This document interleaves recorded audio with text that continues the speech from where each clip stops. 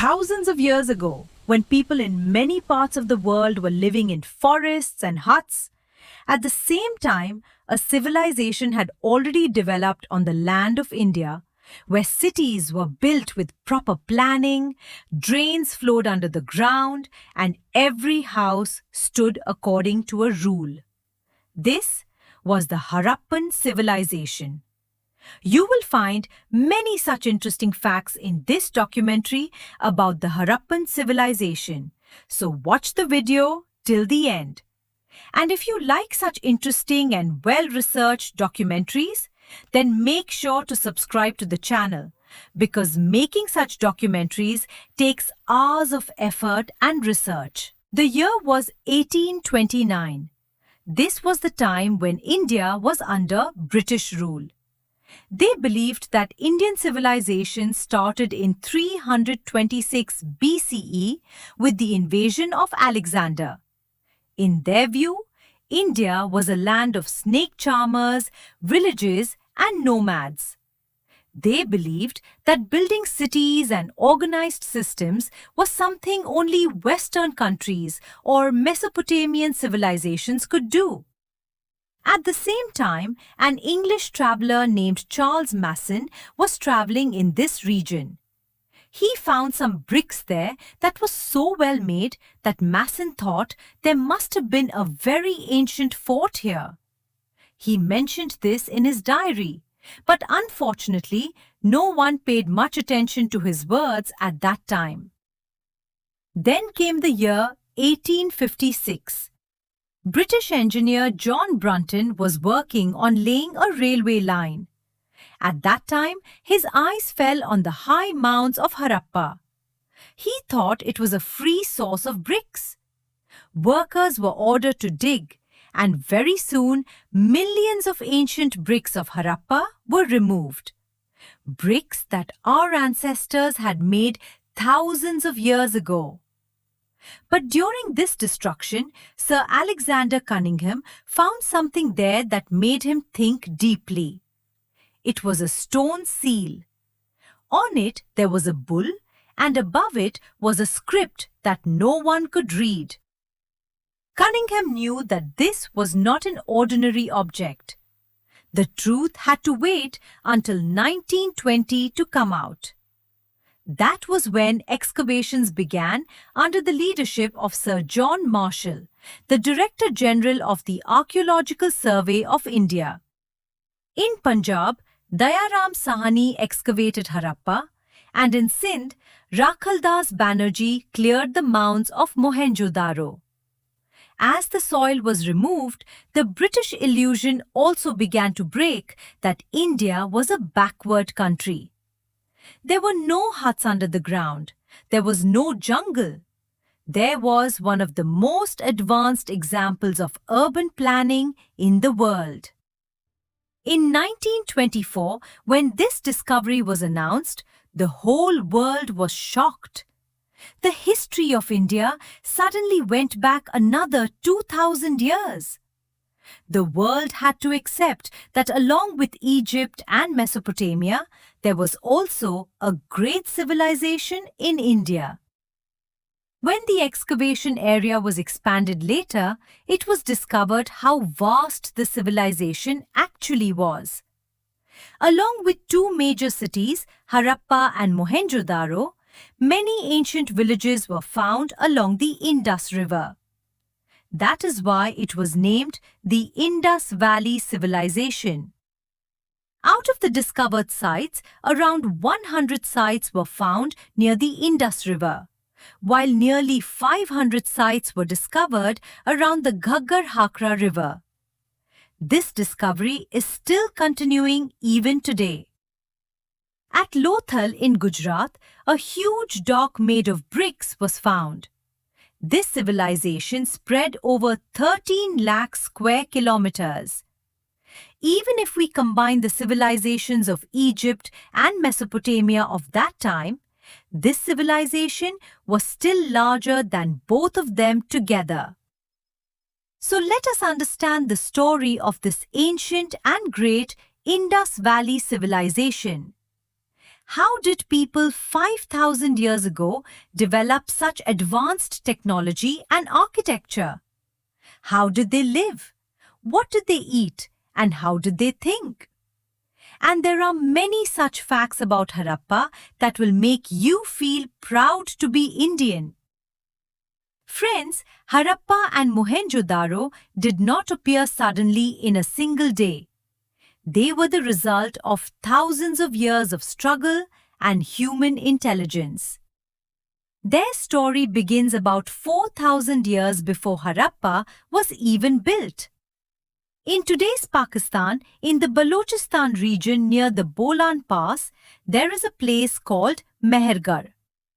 This is the place where the earliest farming settlements of the Indian subcontinent began.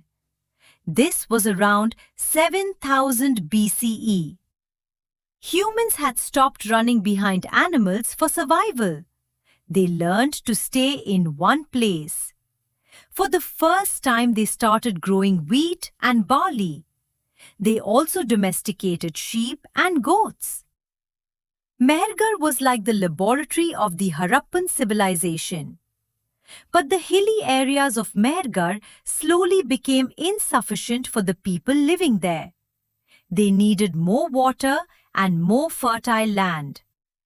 So around 3300 BCE, a large migration began.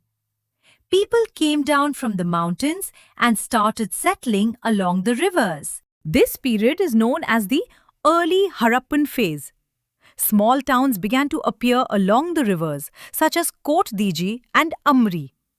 But notice something important. This was still not the Harappa we know today. People were still learning how to deal with floods. They had started using copper. It was a period of networking where different tribes were connecting with each other and a common culture was beginning to form. Then came around 2600 BCE. Historians call this the mature Harappan phase. And something very unusual happened here. From Kashmir to Gujarat, across a huge region, people suddenly began living in almost the same way. You could go to any city, Harappa, Mohenjo-daro or Kalibangan. These were not scattered towns. They were part of a large and organized civilization working in harmony.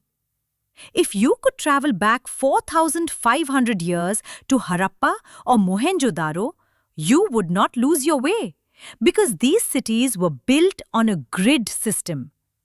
When historians excavated the sites, they were amazed.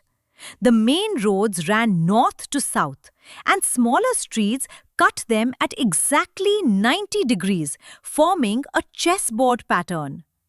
The main street of Mohenjo-daro, called the First Street, was about 10 meters wide enough for 2 bullock carts to pass comfortably. This design was not only for beauty, but also based on science. The direction of the wind was considered, so that when wind blew, dust and dirt from the streets would clear away. At that time, people in Mesopotamia were using sun-dried mud bricks. But the people of Harappa used kiln-baked bricks that could survive water and time for thousands of years. Another interesting fact shows their strong administration. Whether you pick up a brick from Harappa or from Mohenjo-daro, the brick ratio is always the same. And how such a standard was maintained across such a huge area is still a mystery. Even more surprising than the roads was the underground drainage system. In the 18th century, people in cities like London and Paris threw garbage into the streets. But in Harappa, every street had drains along its sides, covered with stone slabs or bricks. Engineers designed these drains with precise slopes so water could flow smoothly. And manholes were built at regular intervals so they could be cleaned. This system was very similar to modern sewage systems. Now let us go inside their houses. These houses show that people disliked crowding and valued privacy. Most houses did not open directly onto the main road. Two-story houses were common, with stairs leading to the upper floor. During the excavation of Mohenjo-daro, more than 700 private wells were found, meaning people did not need to go to the river for water. A large structure like a swimming pool was also found in Mohenjo-daro, about 49 feet long and 23 feet wide, probably used for religious rituals rather than ordinary bathing. Here, archaeologists found one of the earliest examples of waterproof engineering, and building a leak-proof tank 5,000 years ago was not an ordinary achievement. These people also knew how to store food safely. Large granaries were found in Harappa, working like the cold storage of that time. In Dholavira in Gujarat, a city built with carved stones was discovered, while most other cities used bricks. All this evidence, the brick ratio, drainage system, and waterproofing, clearly shows that these people were advanced engineers and craftsmen. Yet, there is a big mystery. Such advanced cities existed, but no king has been clearly found. In most civilizations, there were powerful rulers, like the pharaohs in Egypt or warrior kings in Mesopotamia. But in Harappa, no large palace, golden throne, or huge statue of a king has been discovered. A statue of a bearded man found in Mohenjo-daro shows a calm figure wearing a shawl with a three-leaf design. Some scholars think he was a priest, while others believe the society may have been governed by merchants. Whatever the truth, such a large civilization must have had strong organization. In the 1940s, British archaeologist Sir Mortimer Wheeler proposed the Aryan invasion theory, claiming that invading Aryans destroyed the Harappan civilization. However, modern science has rejected this theory. DNA tests from Rakhigarhi in Haryana show no evidence of a foreign invasion. If no enemy destroyed it, then naught did. The real cause was climate change. Two rivers, the Indus and the Saraswati, were the lifelines of this civilization. Because of tectonic changes, the Saraswati River slowly dried up, and at the same time, the monsoon became weaker. A large migration began.